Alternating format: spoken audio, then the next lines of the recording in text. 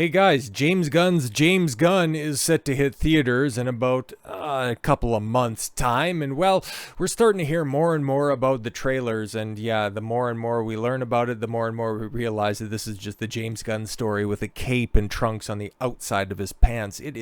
It's getting insufferable, and this really does make me mad, because I had such high hopes for this movie, okay? I wanted to see a competent Superman film in the theater in my lifetime, but I guess we're going to have to wait for another DC reboot because holy Christ, man. If you think things are bad right now for Superman, I mean, it's not looking good for the DC universe, a whole stop. But yeah, to circle back when we last talked about the whole James Gunn making incels or cancel culture the enemy of Superman, and how that very much mirrored his own cancellation from a few years back. I mean, here's another example of James Gunn putting a self-insert into a movie. Okay, so he's got his goofy ass little dog. This is my dog Ozu barking at the screen. Crypto was actually 3D modeled after Ozu's body. We 3D captured Ozu and turned him into Crypto. And anyway, every time he sees himself come on screen, he tries to murder himself.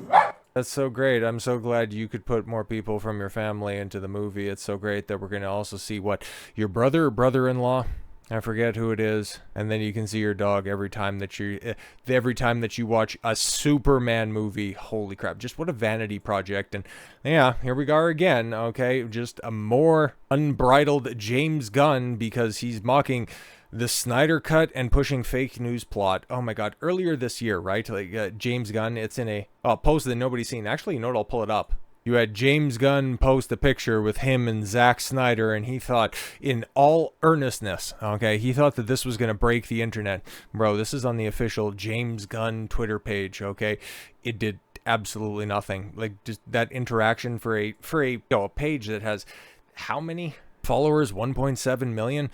That's the best that you can do? Yeah, it just kind of lets me know that James Gunn's ego is way bigger than the fan base for this potential franchise, which is, I don't even know if it's going to get off the ground. If there's going to be a failure to launch another Superman project, I'll see myself out. But yeah, we know about the monkeys at keyboards, okay? We know about how, Jimmy Olsen finds a way to break Superman out of the multiverse or whatever, one of Lex Luthor's pocket dimension, because he's sexting one of Lex's girlfriends, which is just so bafflingly stupid. But that's what's going on out there. That's the plot of this fucking disaster. But there's actually more cringe to this. After a wild rumor about interdimensional mutant monkeys trolling Superman leaked online, new details reveal James Gunn's Superman movie also mocks the Snyder cut and includes a fake storyline fake news storyline led by Lex Luthor.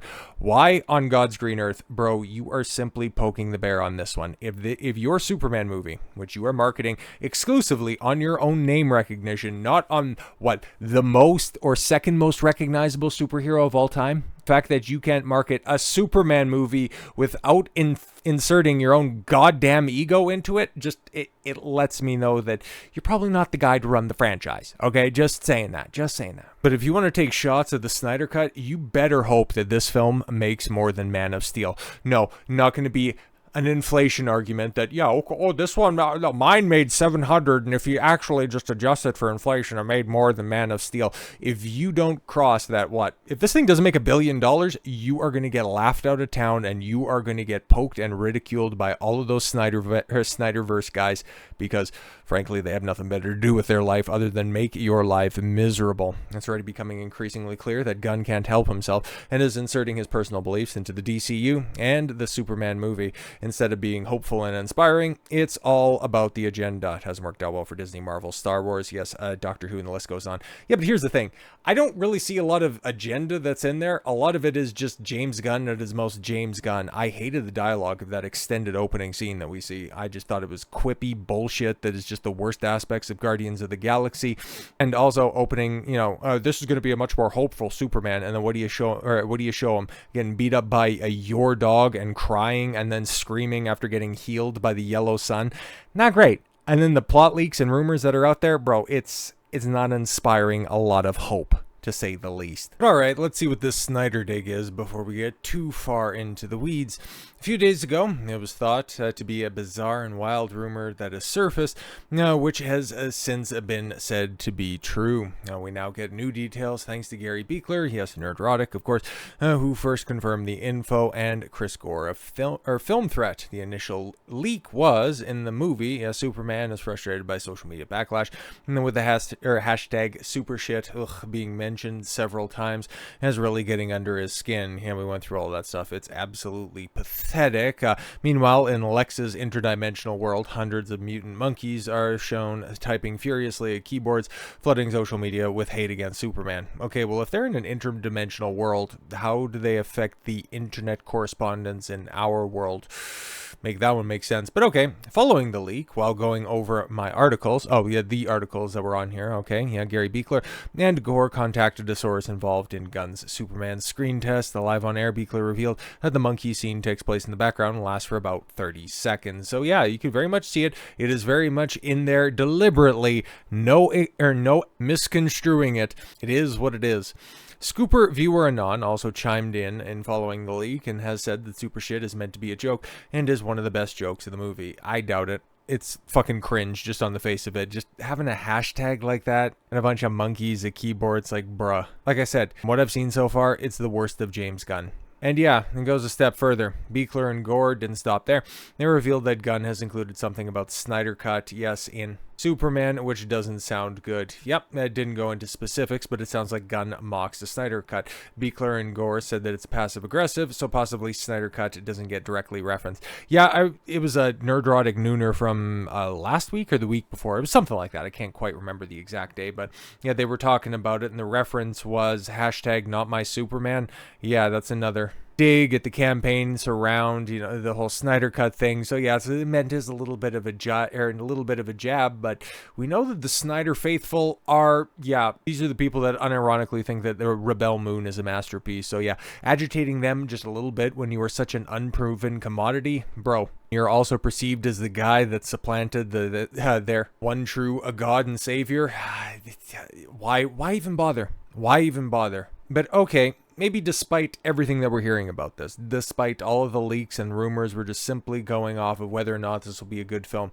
Maybe it is the best Superman since Richard Donner. Maybe it is David Corenswet's a true calling in life to portray a proper Clark Kent. Maybe all of these things can be true. It's just, what about the future? What about the future of the DCU? Well, one of the most baffling decisions was before you have a Batman, before you have a Wonder Woman, or before you have Flash or really anybody else from the Justice League, you're going to go ahead and greenlight a Clayface movie because Mike Flannigan, a very noted and very highly respected horror director, came up with a really solid script, a real banger script as you guys described it, and now all of a sudden a new report suggests that Mike Flanagan's Clayface script is getting thrown out and a new writer is reworking the story. Oh shit, okay, I thought you didn't greenlight movies until they had a completed script and you were going ahead with the Clayface story because Mike Flanagan had something that was just, oh my god, it was so fantastic. But now, mere days after the Sergeant Rock news, we'll get to that as well, because that leads into something else that just once again throws DC in array. What is this? It's 2025, right? It's kind of the same conversation we've been having for a decade about DC. Just all of these false starts and false stops, not really knowing what to do. It's by the time that the entire superhero fad is just come and gone, the most stabilizing force in DC is going to be Zack Snyder, huh? That's fucking wild. Clayface, yes, slithered up to the chain, to fast track status when few were paying attention due to entirely to, co-president James Gunn's reaction to a script by chilling Netflix miniseries maestro Mike Flannigan. Now, however, the honeymoon phase of oohs, ahs, and butterflies might have passed, according to a new report by Jeff Snyder. He says a new unnamed, was brought aboard, to do a complete overhaul of Flanagan's script, which was considered a draft in the early form. Oh, so Gunn might not consider it a shooting script, but the diagnosis Snyder hears is worse than that, with the inadequacies of Flanagan's screenplay can't be fixed with changes here and there. Oh, fuck. Okay, so another thing that you told us that you had total faith in is actually a big sham. Why do you think nobody takes you seriously anymore, James? Because you are a perpetual lie dispenser. That's about it. It reportedly requires a one-page rewrite, as in a Gunn and the new writer are starting over from scratch. This may impinge Flanagan's screen credit, at least that the screenplay is not the story, but may fix a problem with a movie we previously reported. Clayface is supposedly about an actor, maybe Matt Hagen, or Basil Carlo, who takes an experimental chemical to save his career and suffers the unintended side effects. Yeah, because Clayface very prominently and very notably is a Batman villain, so to once again, tell a story about a Batman villain prior to having a Batman, where have we seen this before? Oh right, it involves somebody who was supposed to be playing Sergeant Rock, another why the fuck are you greenlighting this movie decision that James Gunn announced earlier this year? Everybody's like, why are you doing this stuff? Why can't you just, I don't know, nail the important characters before you get to the tertiary ones? But this right here, it just simply solidifies that James Gunn, yeah, he's not the guy for the job. So following Sergeant Rock's cancellation, is the DCU in trouble? Very much so. So what are we talking about here? Is the DCU already in trouble? It feels like a question we've asked many times before. Well, I mean, you just take a look at the results of what we've had. We've had the first announcement of, baffling decisions. The Authority comes out second, huh?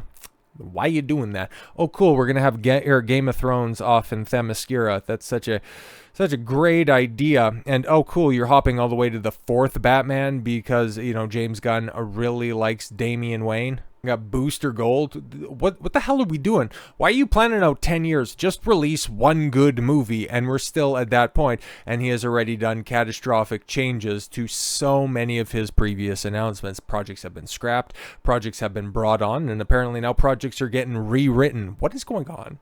Earlier this week, the news broke that Sergeant Rock has been scrapped. There was some damage control via the trades, claiming concerns about weather in the UK had resulted in the production being halted for a possible 2026 shoot. I beg your pardon. It is implausible, almost insulting excuse that doesn't add up, yes, particularly when they're shooting in a country and it often rains more days than not during the summer. Exactly. Reliable sources have indicated that there were issues with the budget and concerns about Luca Guadagnino's capabilities with the plug pulled in the middle of pre-production. As a result, the only DC movie being released in 2027 is The Batman Part 2. Really, because there was also rumblings about that also being scrapped, and no one seems sure whether that will even see the light of day. Yeah, exactly, but who was supposed to be playing Sergeant Rock? That was supposed to be Colin Farrell, and Colin Farrell was already in a DC project. Hell, probably the most acclaimed DC project, The Penguin. Oh, right, and he was supposed to be set up to be a major villain in Batman 2, Matt Reeves' little side universe that James Gunn speaks, and this is apparently from somebody who works with James Gunn and works in DC on a fairly regular basis. He's very open about his disdain for Matt Reeves and his work, so it's no wonder why he would want to, James Gunn would want to swoop up Matt Reeves' crown jewel in Colin Farrell and put him in a role in his burgeoning franchise, but apparently that ends up getting scrapped. It gets stopped before it's even started, mostly because nobody knows who the fuck Sergeant Rock is. And that isn't to say that you can't build your universe, you can't build your superhero universe around B and C-list characters, because prior to 2008, outside of people playing video games or diehards for the comics, not too many people knew who Iron Man was. I know that sounds wild to think about, but that was very much the case if you can cast your mind back that far. Thor, I mean, everybody knew him from Norse mythology, not as a caped crusader. So yes, it can be done. You could be doing some interesting stuff with Clayface, Swamp Thing, Booster Gold, Sergeant Rock. You could do that, but you also have Superman, Batman, Wonder Woman, The Flash, Aquaman, Martian Manhunter, Green Lantern. You have all of these IPs at your disposal, but no. James Gunn wanted to do the James Gunn thing by picking little niche IPs, the little things that just go ahead and lend credibility to his proclivities. And what do we end up having at the end of the day? A Superman film that nobody is feeling better about after we've seen promotional material than we were feeling about it before we got the release of this. I hope it's a great film. I hope that all of my fears will be assuaged come July 11th, and this will be a film that I could actually go to the theater and enjoy. But the more we see the DCU getting scuttled and thrown to the four corners of the wind like we've seen the DCEU before it, the less hope we have for a proper realized DC cinematic universe. So with all that said, thank you all very much for the gift of your time. I've been Don Consuelo. I want you to follow your gut and get after it. Take care, everyone.